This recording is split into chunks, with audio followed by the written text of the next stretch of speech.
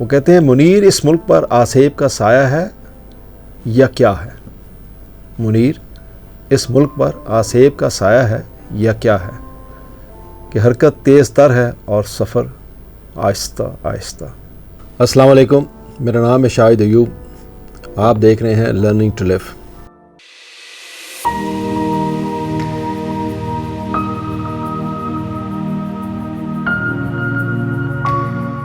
28 مئی 2024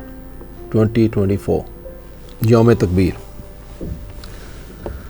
جیسے میں نے آپ سے پہلے کہا، سہیل وڑائچ صاحب نے ایک انٹرویو کیا ڈاکٹر قدیر کا، تو ان سے پوچھا کہ زندگی کا کوئی پچھتاوا۔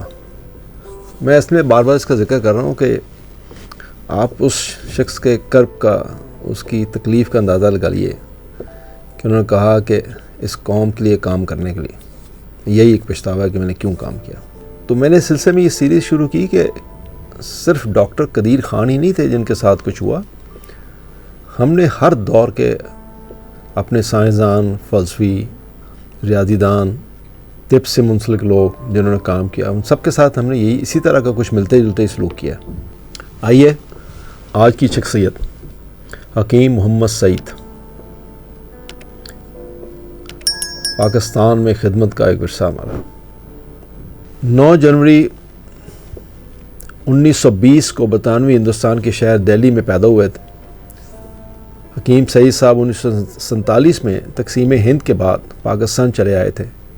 انہوں نے اپنی زندگی طب، تعلیم، انسان دوستی کے ذریعے معاشرے کی خدمت کے لیے وقف کر دی۔ حکیم سعید کا تعلق ایک ایسے گھرانے سے تھا جس میں طب یونانی کی شاندار روایات تھیں۔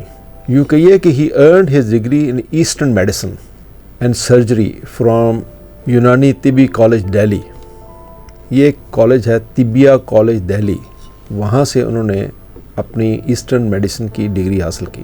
طبی میدان اور روایتی ادویات میں ان کے خاندان کی شمولیت نے ان کے کیریئر کے راستے کو گہرا متاثر کیا۔ پاکستان ہجرت کرنے کے بعد حکیم سعید نے 1948 میں ہمدرد پاکستان کی بنیاد رکھی، جو ہمدرد فاؤنڈیشن کی ایک شاخ ہے، جسے اصل میں ان کے والد نے قائم کیا تھا۔ ان کی قیادت میں ہمدرد پاکستان طب یونانی کی تحقیق اور ترقی کے لیے وقف ایک اہم ادارہ بن گیا۔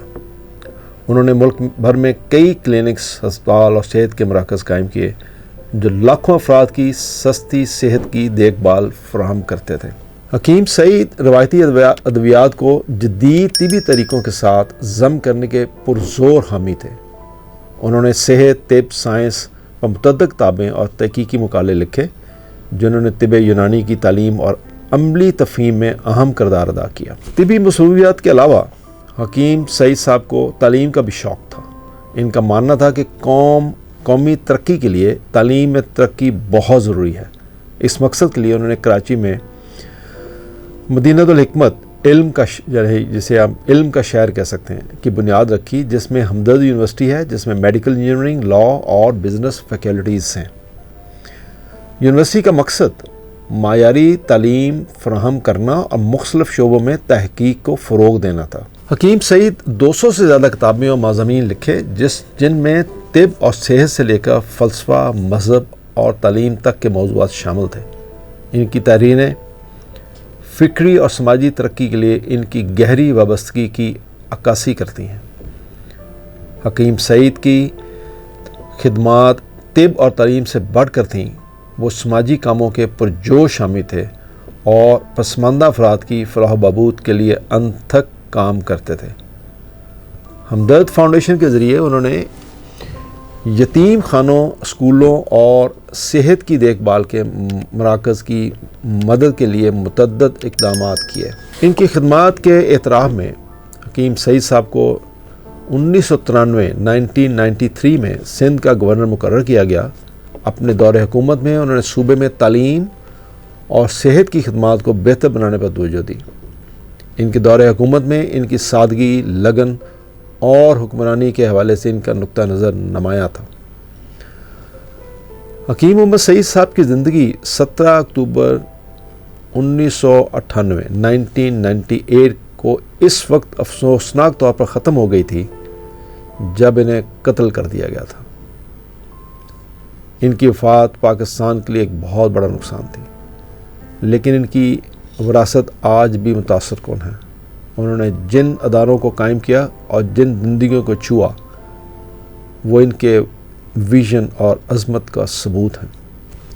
ان کی خدمات کی یاد میں متعدد ایوارڈز، وظائف اور اداروں کو ان کے نام سے منسوب کیا گیا۔ ان کی زندگی کا کام پاکستان میں صحت، تعلیم اور سماجی خدمات کے شعبوں سے وابستہ افراد کے لیے مشعل راہ ہے۔ حکیم محمد سعید صاحب کی زندگی انسانی فلاح بہبود، تعلیم اور صحت کی دیکھ بھال کے لیے ایک مشعل راہ تھی۔ ان کی خدمات نے پاکستان پر ایک انمنٹ نشان چھوڑا ہے اور ان ملکی تاریخ میں ایک قابل احترام شخصیت کا درجہ ملا۔ ایک صحت مند اور زیادہ تعلیم یافتہ معاشرے کا ان کا ویژن آنے والی نسلوں کو متاثر کرتا رہے گا۔ اتنی اعلیٰ پائے کی شخصیت جس نے پاکستان کے لیے اتنا کچھ کیا، ہجرت کر کے پاکستان آئے اور پھر اس قوم کے لیے کیا کچھ کیا، ایک آنیسٹ آدمی، ڈیڈیکیشن۔ لیکن ہم نے کیا کیا، اب وہ سنیے۔ حکیم محمد سعید کو 17 اکتوبر 1998 کو کراچی میں قتل کر دیا گیا۔ میں نے اس سے پہلے بھی ذکر کیا۔ یہ افسوسناک واقعہ اس وقت پیش آیا جب حکیم سعید صاحب آرام باغ کے علاقے میں ہمدرد سینٹر میں اپنے کلینک سے نکل رہے تھے۔ حملہ آوروں نے جب ان کی گاڑی پر فائرنگ کی تو ان کے ساتھ ان کا ڈرائیور اور ایک گارڈ بھی تھا۔ حکیم سعید صاحب اور اس کا ڈرائیور موقع پر ہی زخموں کی تاب نہ لاتے ہوئے شہید ہو گئے، جبکہ ان کا گارڈ شدید زخمی ہو گیا۔ حکیم سعید صاحب کے قتل نے پوری قوم کو ہلا کے رکھ دیا اور ان کی بڑے پیمانے پر مذمت کی گئی۔ ان کے قاتلوں کے محرکات کے بارے میں مختلف نظریات اور قیاس آرائیاں پیدا ہوئیں، جن میں سیاسی وجوہات بھی شامل تھیں، کیونکہ سندھ کے سابق گورنر کی حیثیت سے ان کی ہائی پروفائل حیثیت اور تعلیمی اور صحت کی دیکھ بھال میں ان کا نمایاں کردار تھا۔ یعنی اگر وہ گورنر رہے بھی تھے تو گورنری میں اس دور میں، جس دور میں وہ گورنر رہے، کوئی ایسا کام نہیں تھا جس کی سزا انہیں یہ دی جاتی۔ ان کی خدمات تو بہت زیادہ نمایاں تھیں۔ اس سے زیادہ جو افسوسناک پہلو ہے وہ یہ ہے کہ ان کے قتل کے بعد حکومت نے وسیع پیمانے پر تحقیقات کا آغاز کیا، جیسے ہمیشہ ہوتا ہے۔ کئی مشتبہ افراد کو گرفتار کیا گیا اور 2001 میں کراچی کی انسداد دہشت گردی کی عدالت نے قتل میں ملوث ہونے کے الزام میں 9 افراد کو سزائے موت سنائی۔ تاہم بعد میں شواہد کی کمی اور تحقیقات میں طریقہ کار کی خامیوں کی وجہ سے ان سزاؤں کو منسوخ کر دیا گیا، جس کی وجہ سے اس معاملے پر مزید تنازع اور بحث چھڑ گئی۔ اور یہی ہوتا ہے ہمارے اس محبوب پاکستان میں، یعنی ہم اس جیسے عظیم شخص کو پہلے تو ہم نے قتل کر دیا،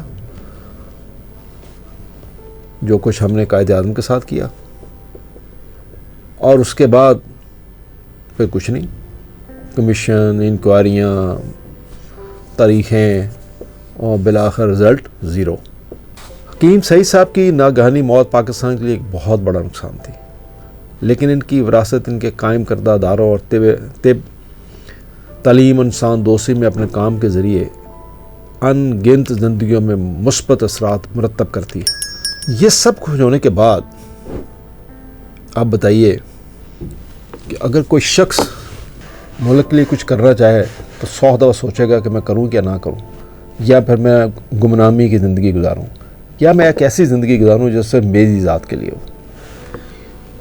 کیونکہ جب بھی آپ کچھ کرنا چاہیں گے مسلمانوں کے لیے یا اس قوم کے لیے، تو یا مار دیے جائیں گے یا بہت کچھ اور ہوتا ہے جو آپ سب کو پتہ ہے۔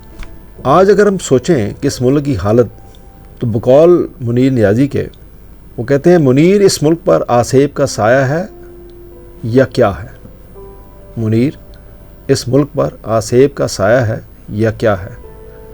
کہ حرکت تیز تر ہے اور سفر آہستہ آہستہ۔ جب ہمارے اندر سے اس طرح کے لوگ موجود ہوں جو منہ مانگی قیمت پر بک جائیں اور اس طرح کی قابل قدر شخصیات کا قتل کریں جو صدیوں میں پیدا ہوتی ہیں تو پھر یہ ملک کیسے آگے بڑھ سکتا ہے؟ مسلمانوں کی تاریخ غداروں سے بھری پڑی ہے اور آج بھی وافر موجود ہیں۔ یہ پہلے بھی بکتے تھے اور آج بھی بک رہے ہیں اور شاید بکتے رہیں گے، اور شاید یہی ہے ہماری قسمت میں۔ اللہ تعالی ہمیں ان کے شر سے بچائے اور اس ملک کی حفاظت کرے۔ اللہ حافظ۔